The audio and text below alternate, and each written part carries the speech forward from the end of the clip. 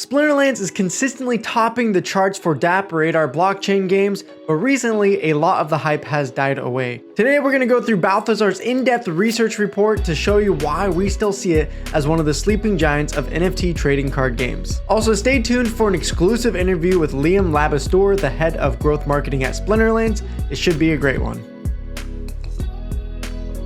If you've never heard of Splinterlands before, it might remind you of other familiar trading card games such as Hearthstone, Yu-Gi-Oh, or Magic the Gathering.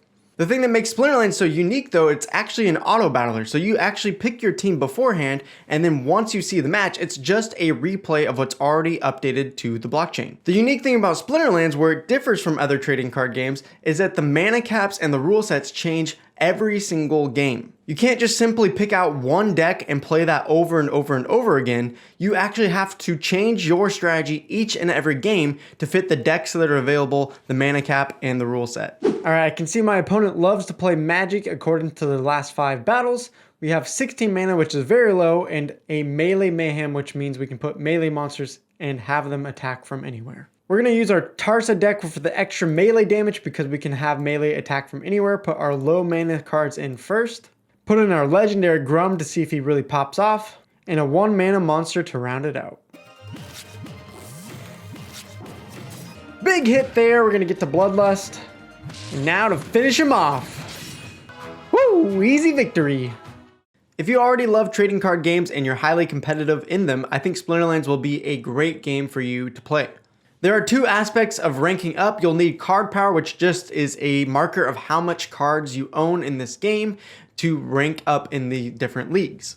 You'll also have to increase your rating, and to do this, you'll probably need leveled up summoners and monsters. You'll have to combine these cards, and once you do so, you'll unlock new abilities or extra stats, making your decks even more powerful. However, because you need so many cards combined together to really level them up, this is one of the reasons it makes Splinterlands so expensive to be competitive, and one of the reasons why Balthazar is putting on tons and tons of scholarships for Splinterlands players. If you're interested in that, check out the links below in the description to find out how to apply. Being a competitive TCG is one of the reasons why this project is so interesting. At Balthazar, we are very interested in games that can provide the competitive aspect of esports. We already know that Splinterlands is highly competitive, and we would love to see the facet of this game grow more and reach a larger scene. If Weirdbeard, the esports manager, can really pull this off for Splinterlands, we should see more and more tournaments, esport leagues, and hype around this game in general, which will draw players in to want to buy up cards to really rank up and get better at this game, and it should draw more demand on the current assets that people are holding. The game runs on the Hive blockchain, which is perfect for a trading card game. It uses a delegated proof of consensus algorithm just like the Tezos blockchain, which you can read more about on Balthazar's website. If you're a gamer just like me though, and you're not really into the crazy in-depth technology of blockchain and figuring it all out, all you really need to know as a gamer is that this means 0 gas fees. You're not paying a ton for every transaction you want to do. If you want to make tons and tons of transactions, all you have to do is stake a little bit of the Hive token. You don't even have to spend it. So you can make thousands and thousands of card trades, sells, purchases, whatever you want to do, and it's essentially all for free, which is amazing for this game. So what did all this research dig up into Splinterlands? What is the future outlook for this game? Well, in the short term, honestly, we're a little bit bearish on these things. There's so much supply in the game, not really new demand. Some of the rewards need to be reworked. And so until some of those things come out like land or the economy changes, right now you're probably not going to be earning a ton in this game. However, there is a reason we're calling it the sleeping giant, because there are a lot of long-term things to be bullish about. You can see on the roadmap, they have plans. As I just said, the economy needs to be changed. Guess what? They're changing some of the reward structures. They're also adding land, which is going to add in another tier layer to the game, where players themselves who own land are going to mint new NFTs as spells and items that can be played in the game after you already set up your team. So there's going to be more counter strategy in this game, attracting even more competitive play. Not only that, but you can earn their SPS governance token right now just by holding assets, and once that airdrop is finished, you're also going to be able to play and earn their governance token SPS, which is going to be a lot more valuable than the current inflationary token DEC. So if you're jumping into this game, I would recommend don't do it for the instant rewards right away. You're not going to become a millionaire overnight, but if you really enjoy this game, you might be able to build up enough assets over time, and when things maybe pump again, you can be well off. And if you're still unsure if you want to get into this project or not, we're going to pick the brain of an actual team member of Splinterlands and talk to Liam, who is the head of growth marketing at Splinterlands. Well, welcome, chatter, to this video. We appreciate your time here. I just want to know, so people watching this video, who are you? What's your role within the Splinterlands team? Yeah, I'm the director of marketing over at Splinterlands, so really helping with everything marketing related, as well as some economy pieces and whatnot there. And I want to pick your brain. We've been talking about Splinterlands in this video, the different, short-term aspects of this game, and I want to get your mind as someone that's within the team already. Where do you see Splinterlands going? Right now you guys had huge explosion growth. You built this team up. Now, where are we headed from here? Where do you see Splinterlands maybe even 2 to 3 years from now? And what's some of those values and visions driving those things? I think overall, as a company, where I would like to see us be is just at this complete state of decentralization. We've kind of started taking those steps with the next set of kind of rank reward cards and creating this whole free market economy. The DAO is going to be coming up soon and getting people to actually start governing the game using SPS staking mechanisms. The validator nodes are coming out. I think realistically where we want to be is one at this point of decentralization where if we were to pull all the plugs in our systems, the game could still run. I mean, we still want to be in there, obviously helping push the community and the game forward. But I want it to get to a point where the players are really helping drive the game and really being the core governance for the game itself. The other thing that I think would be really cool for us to get to and hopefully help kind of lead the way with all blockchain gaming and maybe just blockchain in general is this idea of kind of frictionless crypto that I think Richard, our CTO at Hardpoint, had kind of coined.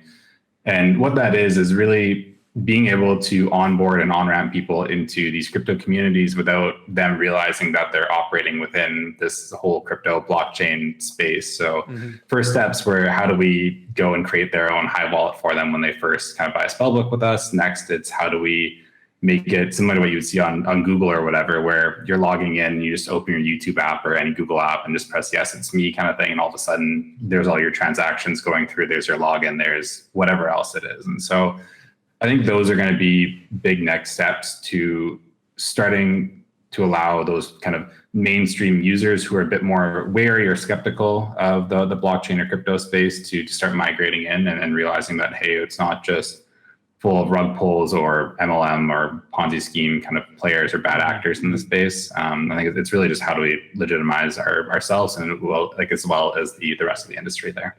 Yeah, and I think that's something that I've struggled with a lot of projects. You see their websites, you see their pages, it's all about the DeFi language. It's very complicated for new players to get into some of these games and understand what's going on. And how do you think about drawing new players? You're talking about making it more frictionless and easier to enter into, which I think is a great start. But how do you market to players who maybe don't even know about NFTs or crypto and get new players into the game that aren't just like, hey, I played Axie, now I'm playing Splinterlands?